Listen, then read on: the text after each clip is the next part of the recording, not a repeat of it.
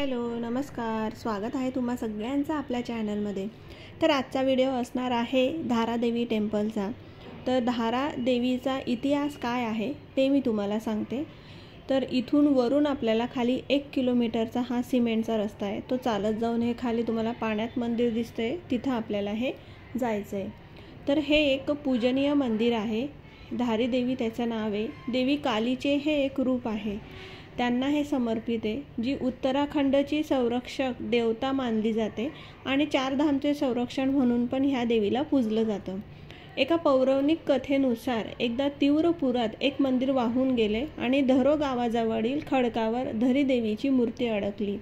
स्थानिक रहिवाशांना असा दावा आहे त्यांचा की त्यांना रडण्याचा आवाज आला होता आणि एका दैवी आवाजामुळे त्यांनी मूर्तीची स्थापना केल्याचं तिकडे सांगण्यात आलेलं आहे।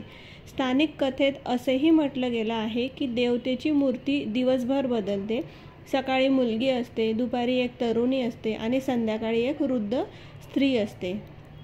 असे म्हटले जाते की धारी देवीचे 2 भाग आहेत। तिचा शरीराचा जो वरचा भाग आहे, अर्धा भाग, तो धारादेवी मंदिरात आपल्याला दिसून येतो। तर तिचा शरीराचा जो खालचा भाग आहे, अर्धा भाग, तो कालीमठमधल्या मंदिरात आपल्याला हा दिसून येतो, जिथे तिची काली माता म्हणून पूजा केली जाते।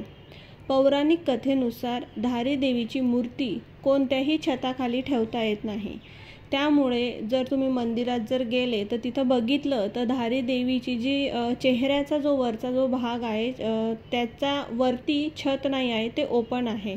तर तो भाग नेहमी आकाशाकडे हा खुलाच ठेवला जातो। त्या मंदिरामध्ये छायाचित्र वगैरे घेणं अलाउड नाही आहे। हे जे मंदिर आहे ते श्रीनगर आणि रुद्रप्रयाग दरम्यान अलकनंदा नदीच्या काठावर आहे आणि जसं मी सुरुवातीला सांगितलं तसं 1 किलोमीटर सिमेंटच्या मार्गाने ह्या ठिकाणी हे पोहोचता येतं। हे जे मंदिर आहे ते वर्षभर उघडे असतं, परंतु दुर्गा पूजा आणि नवरात्रीच्या दरम्यान उत्सवाच्या वेळी हे खूप सजवलं जातं। श्रीनगर जलविद्युत प्रकल्पामुळे मंदिर मूळ जागेवरून हलवण्यात आले होते 2013ला।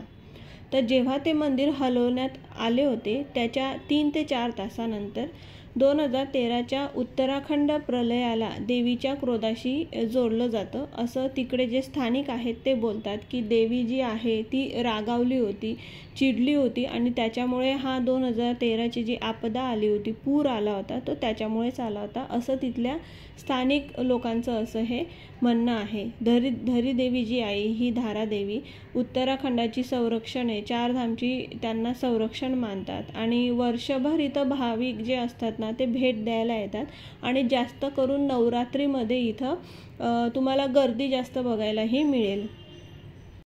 मंदिराची जी वेळ आहे ती सकाळी 6 ते दुपारी 12पर्यंत दर्शन घेऊ शकतो। 12 ते 2 मंदिर बंद असतं आणि दुपारी 2 ते संध्याकाळी 7पर्यंत आपण इथं दर्शन घेऊ शकतो।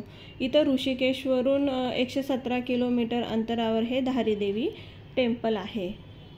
येथे मंदिरामध्ये पूजा केल्याने समृद्धी, वाईट शक्तीपासून संरक्षण आणि आध्यात्मिक ज्ञान प्राप्त होते, अशी भाविकांची श्रद्धा आहे। मंदिराची आभा सकारात्मक ऊर्जेने प्रतिध्वनित होते, ज्यामुळे ते आत्मनिरीक्षण आणि परमात्म्याशी संवाद साधण्यासाठी एक पवित्र जागा बनते। येथे साजरे होणारे वार्षिक उत्सव, विशेषतः नवरात्री, भाविकांच्या गर्दीला आकर्षित करतात आणि मंदिराच्या चैतन्य आणि आध्यात्मिक उत्साहात भर घालतात त्यामध्ये ते। आणि खरंच इथं गेल्यावर आहे ना खूप शांत असं वाटतं, म्हणजे एवढी शांतता मी एवढे उत्तराखंडामधले जे पण मी मंदिरं फिरली किंवा जिथं मी गेली, जिथं भेटली, दर्शन घेतलं, तर मला एवढं शांततेचं मंदिर कुठेच असं दिसलं नाही। गर्दी होती, सगळं काही होतं, पण तरी मनाला शांतता तिथं मिळत होती।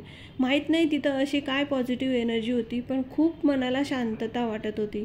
खरंच नक्की जेव्हा केव्हा तुम्ही ह्या उत्तराखंडाला जर तुम्ही गेलात तर त्या उत्तराखंडामध्ये या धारादेवी टेम्पलला नक्की व्हिजिट करा। खूपच पॉझिटिव्ह एनर्जी तुम्हाला तिथून मिळेल आणि मनाला शांतता तुम्हाला मिळेल। इथं बाजूलाच हा झुला होता, तर तिकडे पण आम्ही गेलो आणि तिकडे थोडे फोटो वगैरे काढले आणि तिथून मंदिराचा पण व्ह्यू खूप छान वाटत होता आणि पाण्यामध्ये हे मंदिर आहे त्यामुळे अजूनच बघायला खूप छान असं वाटत होतं। तर मला जेवढा काही इतिहास माहिती होता धारी देवी टेम्पलचा जो मी वाचला होता तो मी तुमच्यासोबत शेअर केला। तुम्हाला हा व्हिडिओ आवडला असेल तर लाईक शेअर कमेंट नक्की करा। कमेंटमध्ये लिहा जय धारादेवी माता की।